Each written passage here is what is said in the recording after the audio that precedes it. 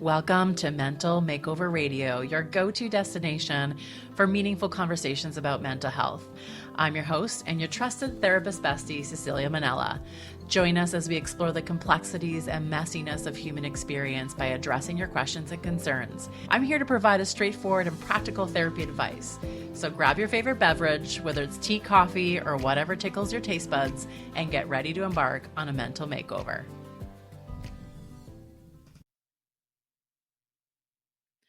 When is the last time you checked in with your partner about your relationship? And how about checking in on how you're showing up as a partner? If you're like most people, I suspect it's been a long time, or it's just never really happened in your relationship to have a relationship check-in. Welcome to Mental Makeover Radio. I'm your host, Cecilia Mannella, and we are going to dive into relationship check-ins today. Now, why do you need to have a relationship check-in? It's really important to have these conversations. Now, it may seem a little bit nerdy and kind of awkward that you have to sit down with your partner and have this very purposeful conversation. But having a relationship check-in really allows your relationship some freedom, and it creates a bit of a container where you can have these, conversations that may be difficult and sometimes they're actually kind of fun on a regular basis, so then that the anxiety or the worry level in your relationship actually goes down. So what is a relationship check-in? It's a time that you set aside to check in with your partner about how things are actually going in your relationship. Now, this is not something that you just do in dating. And in fact, we actually do this quite a bit when we're dating. In the front end of building a relationship, we typically check in with the other person, how things are going. Do you still like me? Do I still like you? Is there anything that can be improved? Is there anything that we can do better? And then what happens along the way when we get into long-term relationships, or we get married, or we've been with someone for a long period of time, we just seem to forget to check in with the other person. It's weird. It's like we have this assumption that our partner, the person we pick to be in relationship with, is just going to stay the same, that we know them fairly well, and therefore that's the end of it. And there's no more curiosity. There's no more leaning into differences. We just seem to think that we know them, and then we just stop being curious. Now, I fundamentally believe a lot of relationship conflict and fighting and arguments can actually be avoided with having regular relationship check-ins. Now, I really encourage you to schedule this with your partner, and it may seem a little bit weird, so maybe you need to share this episode with them, because it can really radically shift your relationship. Now, why do you need it? Why am I promoting a relationship check-in? Okay, so the number one thing it does is it increases communication. When you make time to connect, communication is normally going to happen. So when you have purposeful time, that is protected time, that is intentional time, that's important time that you set aside in your calendar, so therefore it is important, then we increase communication. If it's not scheduled, it just doesn't happen. If you look at your calendar or think about your life, if you audit all the things that you're doing, everything from work to projects to running kids around maybe, or getting to the gym or meeting up with friends, everything is basically scheduled. So we live in a time where our entire lives are scheduled, and that's just the way that it is. We make this weird assumption that relationships will just happen, or these conversations will just happen because there's going to be a pocket of time, a pocket of free time. But there's very little discussion around how we're using those pockets of free time or downtime. And when we don't have a conversation about them with our partners, then we are making terrible assumptions. And this is where conflict arises, where one person assumes that downtime is going to be used for connecting, having conversation, maybe watching a movie together, a show together. And the other person sees this downtime as alone time or time for solitude, where maybe they read or watch a show on their own. And so there's conflict in this disconnection of how to use time. So when we set aside time that's really intentional for a relationship check-in or for time for each other, it really just naturally increases the ability to communicate and have openness. The other thing that a relationship check-in does is that it teaches us to learn to accept and give feedback from a place of love. Now, we all have our childhood experiences of receiving feedback or criticism from a place that didn't really feel very loving. Okay. And we all have those experiences. So what happens is that when we're children and we have these experiences of getting harsh criticism or being told in some way or another that we're not good enough or we don't measure up in some sort of way, doesn't matter if it came from our mom or from our dad or from a teacher or from a grandparent or an aunt or uncle, whoever it is, we all have an adult in our life that we can recall in our childhood who gave us some really harsh criticism. And so what we do is we take that into our adulthood and we get really bad at not only giving feedback, but also receiving and accepting it. And we forget how to give it in a loving way, a place that comes from love for the other person, assuming good intent from the other person, and using that feedback as a way to build the trust in a relationship. So relationship check-in is flexing that muscle of learning to accept feedback from your partner, assuming they have a good intent when they give it to you, and also giving feedback in a really loving way where you are providing a space for good intent. Okay. And in this, what it also does is it builds a lot of trust. And we are all about building trust in relationships as much as possible. And so you create this trust generating activity where you can lean into that feedback, accepting that feedback and building trust in the relationship. The other thing that it does, a relationship check-in allows you to lead with curiosity.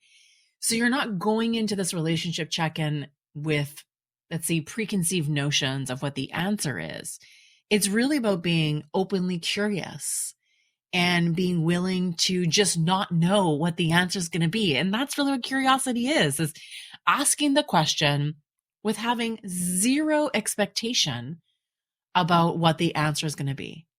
And although that might seem a little bit scary at first, it is quite magical to live in a place of curiosity, to fundamentally see this person that you picked to be in relationship with as an ever evolving human being, and that you can't possibly ever predict what they're going to say, how they're going to say it, and what's on their mind. Now, you can use this relationship check-in with friendships, with any kind of relationships. You can do parenting kind of check-in with your kids. This is a format that can be used in any relationship. I know I'm talking about it with partnership and intimate relationships, but you can use this check-in in any type of relationship. You know, the reason to do it is to fundamentally acknowledge and understand that nothing is really stagnant, especially in relationships. I mean, relationships at minimum require two people. These two people, you and someone else, you're constantly evolving and changing. And you should be changing. You should be evolving. If you're the same person today that you were 5 years ago, I would want you to be concerned about that. And if you think in 5 years from now, you'll be the same person you are today, I would hope that concerns you a little bit, because we're constantly taking in new information. We're learning new things. We're learning new skills. We should be aiming to be different every single cycle of our life in that sense. You know, the body regenerates every 7 years. Every 7 years, your entire body has new cells. So in a sense, you're even physically not the same person 7 years into a relationship. So we need to understand that we are constantly evolving and changing, and having a relationship check-in allows you to stay connected to each other while we're going through our evolution or going through our changes. Now, it's really easy to feel disconnected in relationships. And part of that is because we're just not being intentional about checking in with the other person and really fundamentally being curious about what's happening for them. We just function from a place of assumptions, and we build a story on those assumptions about the other person. And we build these things in our heads. We don't even share them half the time, or like 99% of the time, we don't share these stories with our partner. And then we act and behave and have feelings about that story that we've generated about the other person. I mean, if you really sit back and think about it, it really is kind of funny and ridiculous, right? So what I want you to think about is being intentional about relationship check-ins. Now, I have 6 questions for you. Okay, so I'm giving you the cheat sheet here. You do not even have to come up with these by yourself. Feel free to edit them, change them, make them sound in your own words, but I'm giving you a bit of a cheat sheet. And so you can pin this for later. You can come back to it later. And here are the 6 questions that are really important. Question number 1, what have I done to make you feel loved and appreciated lately? And I say lately because these relationship check-ins should happen ideally once a month, once every couple months. If you've had a lot of disconnection in your life and your relationship, you could do this weekly. This is all intended to build connection, to build trust, to build love. So there's really not a lot of overdoing it. It's really about how do you integrate it into your life. So the first question is, what have I done to make you feel loved and appreciated lately? This is a really important question because I can think that I'm doing this magical list of, let's say, 10 or 20 things for my partner that I think would make them feel loved and appreciated. But I don't get to decide that. My partner gets to decide whether those things actually make them feel loved and appreciated. So sometimes we get stuck in, rigidness or our own ego or being defensive. And we can sometimes get into the narrative like, well, I do all these things for you. How could you possibly not feel loved and appreciated? Well, simply said, those things just still matter to that person. It's not how they experience love. It's not how they experience being appreciated. So you want to ask, what have I done to make you feel loved and appreciated lately? Because that gives you insight into what's important to that person.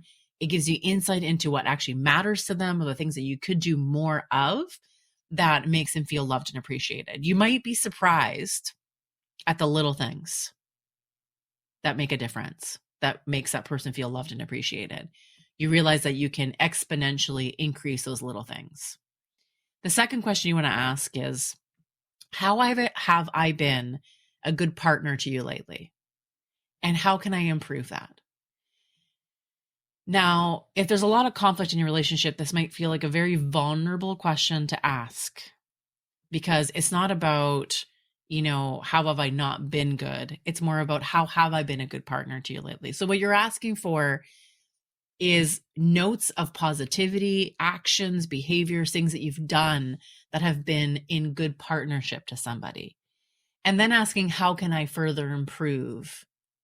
Is an openness to get some feedback. Now, this might be really hard to hear, and it requires both people to come from a place of love and care and to provide the feedback in the most loving way possible. But it's really important to get feedback from your partner about how have you been doing as a good partner? How have you been a good partner to your partner lately? Maybe you've been really distracted. Maybe you've been on your phone too much. Maybe you've been working long hours. Maybe you haven't been really present. And it's important to have that feedback so it doesn't go on for months and months and months and build so much resentment around disconnection that you don't catch it in time, right? And so asking how can I improve? It could be a small feedback around, I need you to put your phone down. I need you to stop taking calls after 8 p.m. It could be, I need us to set some time aside for each other. I would like to just watch a movie with you. Like, you might be surprised again of the feedback around how you can improve that. The third thing is this question, which is one of my favorite questions actually to ask in partnership, is what is your favorite thing about how a relationship is going right now? Again, we're focusing on what is the good stuff that's happening and how can I amplify that good stuff. So what's your favorite thing about how our relationship is going right now? So we're focusing in the present moment. We're focusing on now. We're not focusing on 3 years ago or 3 years from now. We're not getting into old resentments. We're not digging up the past at all. We're coming from a place of staying very, very present in this conversation. And you might, again, be really surprised. Come to this question with open curiosity of not really knowing what your partner might say or what your child might say, your friend might say about what is their favorite part about their relationship right now. The fourth question is, what's something I can do that would make you feel more loved and appreciated? Again, it doesn't mean that you have to meet this need. Okay. It's not a commitment to saying, yes, I'm going to do all these things that you list, but it's an opportunity to hear from someone, from your partner, from the person you're in a relationship with, about what are some of the ideas they have about what would make them feel more loved and appreciated. because we love people in the way that we like to be loved. So if you want to dive into that, you can go on to the Love Languages website. I'm sure lots of people have heard about that. It's free. Everyone has access to it. You can learn a lot about love languages. And what you'll learn from that is that we love people in the way that we like to love or be loved. So if my love language, let's say it's physical touch, then I'm going to love on someone through physical touch because that's how I receive love. The problem is that if my love language or the way that I like to receive love and give love is physical touch, and my partner and their love language is leaning more to quality time, then it doesn't matter how much I touch them or love them or hug them in the ways that I would like to express it, if I'm not meeting them at their love language, which is quality time. So I can do all the physical things and I can feel like I'm loving on this person and I can feel like I'm giving lots of appreciation.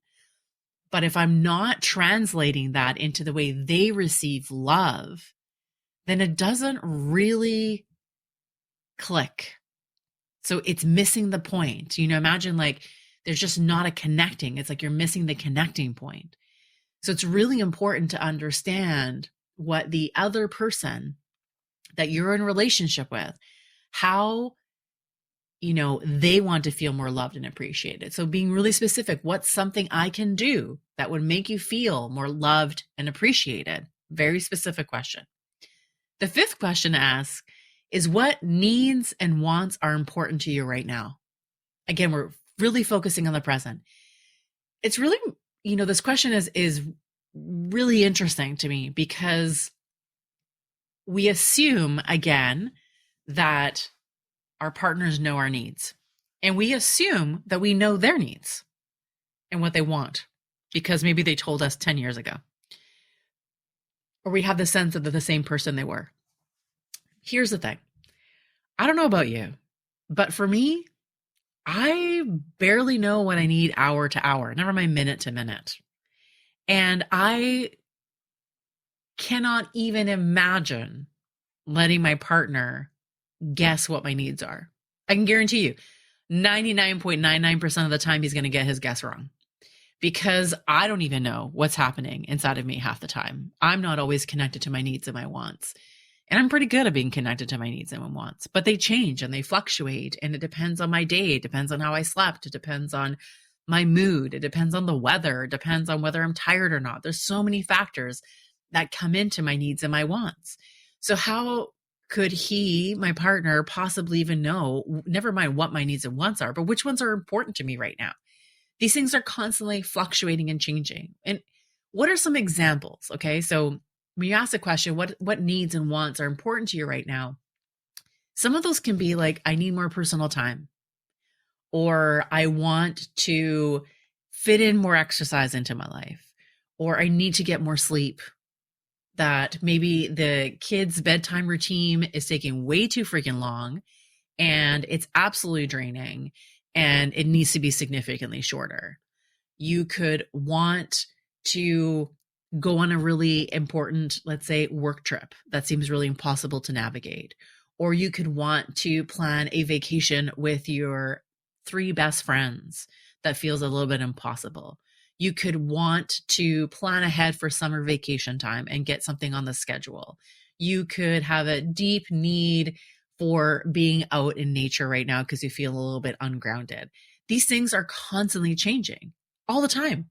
And this is like what's so magical about relationships is that we can just endlessly be curious about the person we're in relationship with and friendship with and intimate partner and our kids and the people in our lives. We can just endlessly be curious because needs and wants are constantly changing.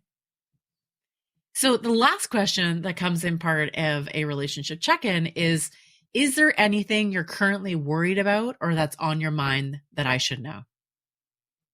It seems like a really simple question, but it's a really vital one. It's about, asking, please let me into your world. Let me into your worries, into your concerns about what's on your mind.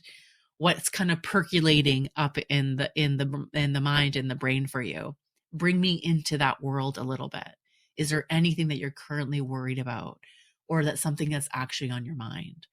These are moments of exploration where, once we build a little bit more trust and there's more vulnerability available, we get a chance to kind of share our fears. And there's nothing more transformative in a relationship when we can openly share our fears with somebody, in this container of love, in a container of safety and security and non-judgment. There's something so powerful about being able to share some of your worries and some of your fears. So someone who can hold some space for that, not to fix it. We're not asking these questions to fix anything. We're asking these questions out of curiosity, just to know what's going on with this other person that you are in relationship with, that you spend time with, that you care for, that you love. We're just coming from a place of curiosity. We're not looking to fix. And so when we ask that question of being, invited into somebody's fears and somebody's worries, it is the most vulnerable thing you can do. And so when you ask these questions, it's really important to not be reactive. So of all these relationship questions, these check-ins, hold yourself accountable to not being reactive, to no matter what the other person actually says. Most of these questions have nothing to do with you, not about you as a person, about your values or who you are in the world. You're just asking about how the relationship is going, and am I showing up in a way that is translating? Are you receiving the love that I want to give you? Are you receiving the support that I want to give you? Or maybe I'm doing a shit job of it, actually. Maybe I'm so distracted with work demands or children demands or a crisis with extended family members or caring for parents that I'm completely checked out. And that's totally okay, because these things actually happen. No relationship is perfect. It's absolutely not amazing all the time. It does have ebb and flows. And so these questions are really important to create this conversation, but also to open up some vulnerability and connection. Connection only exists with some vulnerability, and connection only exists with curiosity. So these questions are meant to open up curiosity and open up and build and cultivate connection. But the important part is that you can't be taking this stuff seriously. You can't be taking it personally. It's not an attack. So we need to make sure that we're in a position of receiving information from a place of love and openness, and that we are not over personalizing whatever the person says, and that it is a check-in. So we have to go into it gently. We have to go into it with assuming good intent. This is not to start a fight or to start conflict. This is a way to build connection and authenticity and vulnerability and trust in your relationship. So I'll just go over the questions again. There's 6 questions. What have I done to make you feel loved and appreciated lately? How have I been a good partner to you lately? And how can I improve? What's your favorite thing about how our relationship is going right now? What's something I can do that would make you feel more loved and appreciated? What needs and wants are important to you right now? And the last question is there anything you're currently worried about or that is actually on your mind? I really hope that you set some time aside for this. Schedule it in, have a date. It doesn't have to be a fancy date. You don't have to spend lots of money to do this. You don't have to have a fancy dinner. You could do it on the couch. You could do it anywhere you are.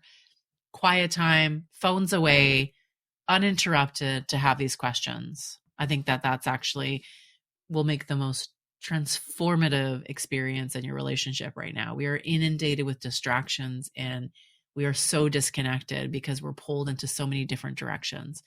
And so doing a relationship check-in can actually change how you have conversation and how you connect to your partner. I hope that you create some time in your schedule to do this on a regular basis, and I would love to hear about it. Let me know on social, shoot me off an email. Let me know if you find these relationship check-in helpful or not. what are some things that have worked really well for you and where maybe you're potentially getting stuck. I hope you've enjoyed today's episode. If you'd like a question to be featured on the podcast, there's a convenient link in the show notes for you to submit your question. Please share this podcast with anyone you think that might find it helpful, or maybe just generates a really interesting conversation by sharing this episode with them. I would really appreciate that. It's important to just kind of spread the word, and I want to help as many people as possible. So in you sharing the episode helps me help people in a meaningful way. Thanks again for being part of the Mental Makeover community. Until next time, be bold, be brave, be well.